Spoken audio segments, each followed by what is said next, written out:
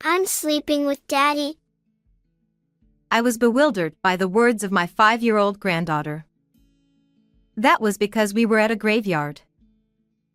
She had collapsed in a tattered state in front of the grave of my son, who had lost his life in an accident. Moreover, it seemed as if she had been staying there for several days. "Where's Mommy?" She looked at me with a confused expression. She's with my little brother and my new daddy. Eventually, she began to tell me what had happened, tears streaming down her face. Seeing her like this made me feel a tightening in my chest. How could they leave such a young child alone like this? Additionally, the horrifying truth came to light, and I rose up for revenge. Maggie, that's me, had struggled with infertility well into my early 30s. Then, 32 years ago, at the age of 36, I finally conceived and gave birth to my long-awaited child, whom I named Danny. I cherished my only son and raised him with all my love and care. When Danny turned 32, he came to me with some news. I'm getting married. I'm glad. Your father in heaven would be delighted too. I'll come visit to introduce her soon. And when my son arrived, he brought with him Sharon, a quiet 28-year-old woman. Please take care of Danny. Yes, and I appreciate your kindness. I found her to be a genuinely sincere person. Sharon and I would get along without any trouble between mother-in-law and daughter-in-law. I thought so, but after Danny and Sharon got married, a year later, they had their first child, Anna, and then 2 years after that, their son Hugo was born. However, I hardly got to see Hugo at all. When Anna was born, I used to visit my son's house frequently, but after the birth of their second child, I was forbidden from going there. I'm sorry, Mom. Sharon says she gets stressed when you come over. Danny's words hit me like a punch to the gut. I hadn't realized that my frequent visits to my son's family were unknowingly causing stress for my daughter-in-law. Filled with remorse, I stopped visiting their house. There was one occasion when my son came alone to our house, but after that, we drifted apart from each other. One day, out of the blue, I got a call from my daughter-in-law, Sharon. Maggie. Danny fell into the sea. She choked back tears as she revealed something shocking to me. What? What do you mean? That's not possible. Well, actually. To summarize what my daughter-in-law told me, my son went out alone for a fishing trip, which was his hobby, and accidentally fell into the sea and lost his life. There were no eyewitnesses, but his fishing gear was found at the scene, indicating that there was likely no one around to rescue him. Additionally, it was discovered that there was a hole under the arm of the life jacket my son was wearing, which he might not have noticed. From the fishing spot, the thermos I gave him was missing. I thought it might be cold near the sea, so I gave it to him. Perhaps he dropped it into the sea, and while trying to retrieve it, he accidentally fell in?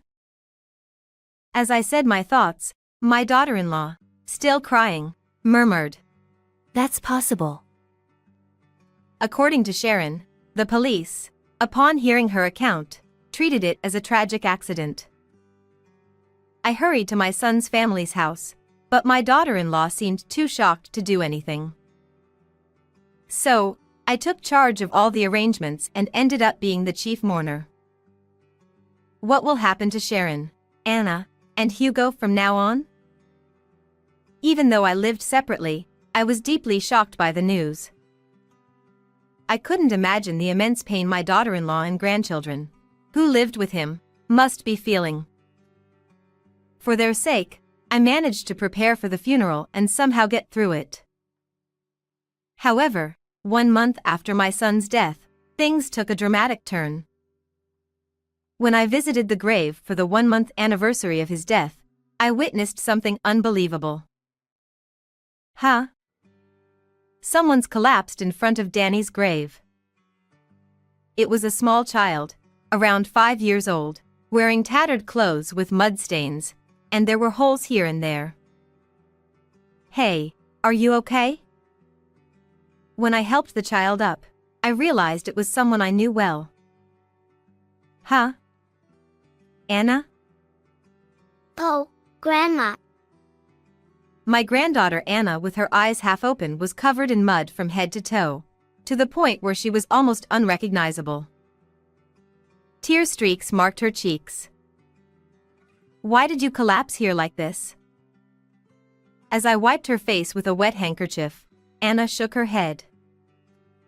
I didn't collapse. I was sleeping with Daddy. As soon as she said those words, tears welled up in her eyes again.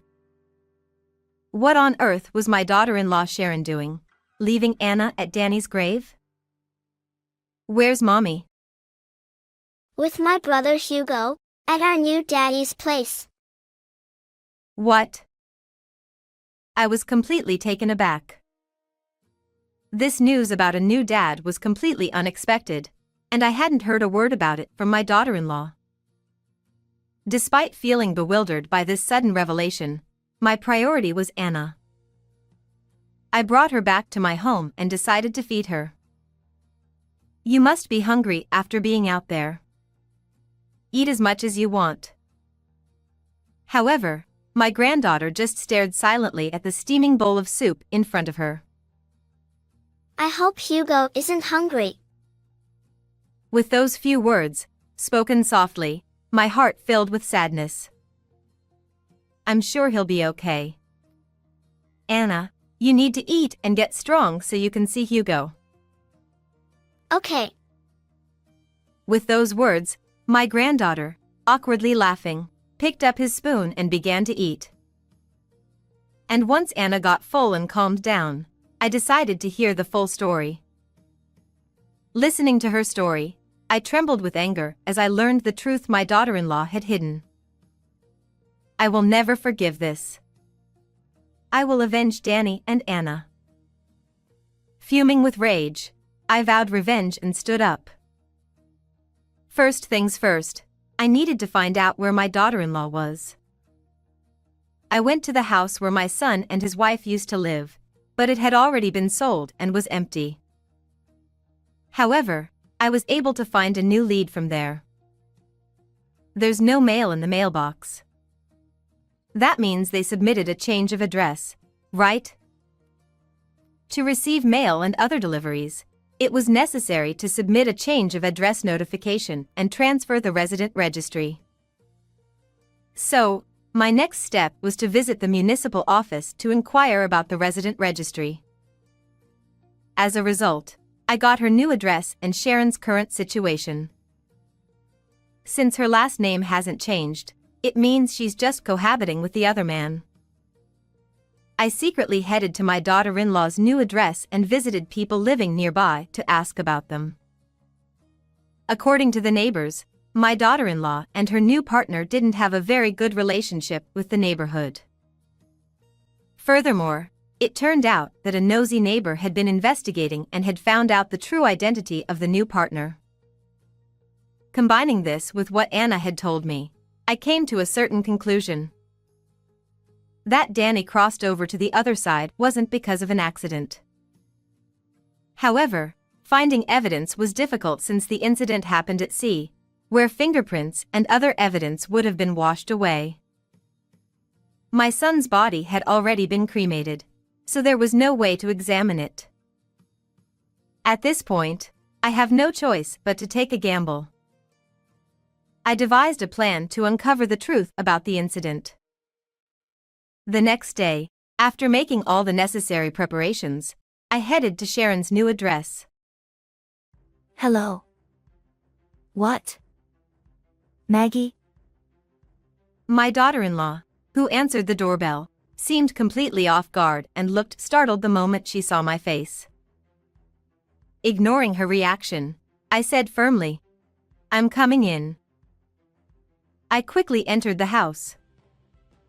Hey, who the hell is this old hag? "So, you're the new dad Anna mentioned. Nice to meet you." I found my daughter-in-law, the man, and my grandson Hugo there. After making sure that Hugo was sleeping peacefully, I turned my attention to my daughter-in-law. "Sharon, if you had found a new partner besides Danny, you should have told us." Huh.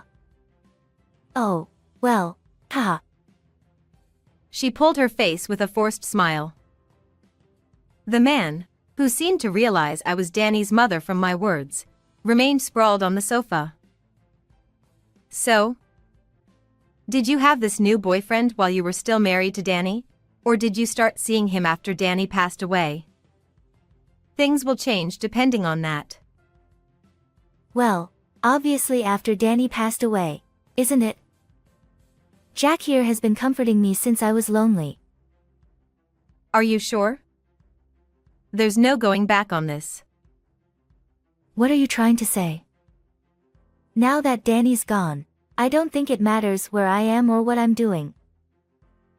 She retorted, her voice becoming strained as she seemed to grow uncomfortable with my suspicion. Well, if Danny's death was truly an accident. I could hear Sharon swallowing hard. Here we go. This is the moment of truth. To corner my daughter-in-law and her partner, I decided to lay out everything I had found about the new daddy.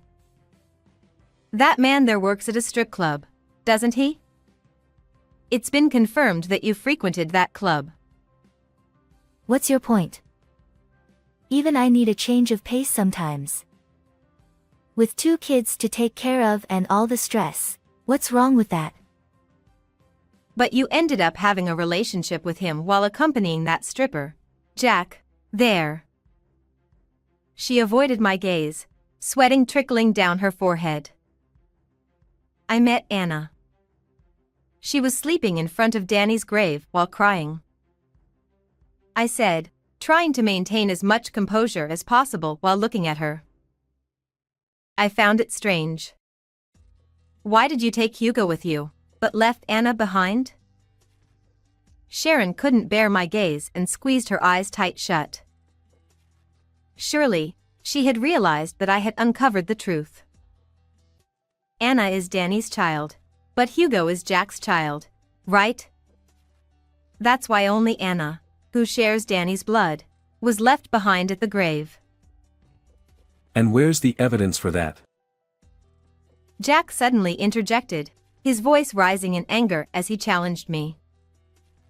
Perhaps he thought Sharon was incapable of handling the situation on her own. We could easily find out with a parentage test.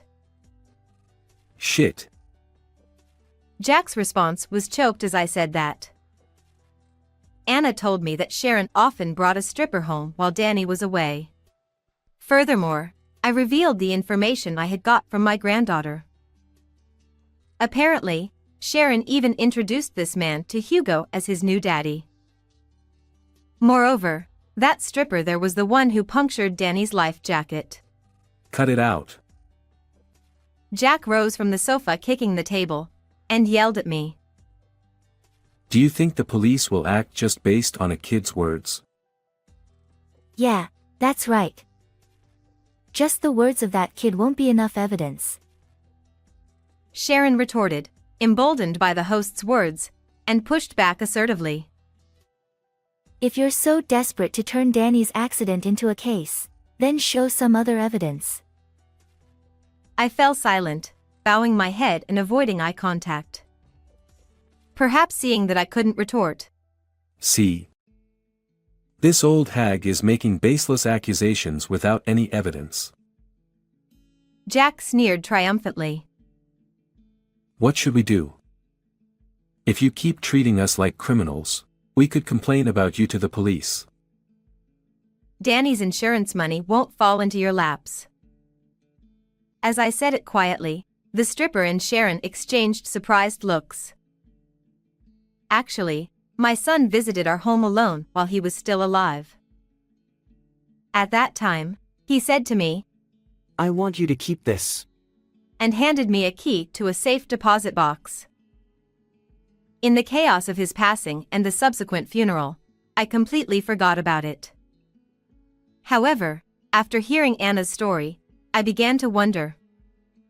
So, for the first time, I opened that safe deposit box. There were documents for a life insurance policy and a letter in the box. In the letter, it said, I've changed the beneficiary to you, Mom. Lately, Sharon's been spending money recklessly, and I can't leave anything for the kids. If anything happens to me, I want you to use it for them. It seems Danny didn't know about your lavish spending at the strip club until the very end. What? My daughter-in-law was speechless, standing frozen. But the stripper, noticing her reaction, suddenly changed his demeanor. Hey, this isn't what we agreed on. I helped you out because you promised to share the insurance money with me. Hold on, there must be some mistake. How do you plan to pay off the debt that has been piling up? As Sharon and the stripper, Jack, got into a lover's spat, I took the opportunity for a turnaround. Finally, you showed your true colors. What I held up was a voice recorder that I had hidden in my pocket. As soon as they saw it, they turned pale. All your confessions are recorded in this. If I submit this to the police, it's game over for you. No way. Sharon, don't let that old hag leave this house. Sharon, still pale-faced, stepped forward and blocked my path towards the front door. Now, hand over that recorder, or I'll bury you in the mountains. Just as Sharon and Jack moved to silence me, the front door burst open with force, and police officers stormed in. You thought I'd recklessly come here without any precautions? I had already called the police beforehand. Damn it. The stripper and Sharon gritted their teeth in frustration as they were restrained by the police and escorted into the police car and taken away. Afterward, the two were arrested. The stripper Jack confessed to pushing my son into the sea. The police promised to launch a reinvestigation into Danny's case. Additionally, Sharon was also charged with neglecting her duty of care to Anna. With this, I believe my son in heaven can rest assured. I've decided to take in Anna and Hugo, and we're starting a new life together as a family. They're still young and lively at the ages of 5 and 3. Although I'm busy, I'm enjoying fulfilling days now.